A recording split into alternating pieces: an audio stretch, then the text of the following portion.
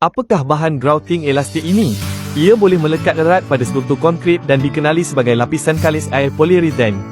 Lapisan kalis air polyurethane mempunyai daya lekatan yang kuat pada struktur konkrit dan keluli. Sifat elastiknya membolehkannya menyesuaikan diri dengan ubah bentuk pada rekahan yang bergerak. Selepas mengering, ia boleh menyesuaikan diri dengan pengembangan dan ubah bentuk struktur tanpa retak. Tetap elastik untuk masa yang lama tanpa menjadi usang. Walaupun hanya baldi kecil, ia adalah penyelamat ketika berlaku kebocoran dan rembesan.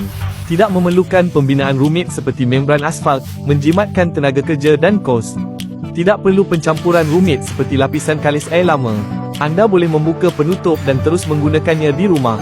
Sendi pengembangan, sendi penurunan, dan sendi ubah bentuk semuanya dapat diselesaikan, menghilangkan masalah anda. Bagi rakan-rakan yang memerlukan, boleh klik pautan di sudut kiri bawah untuk membeli sekarang.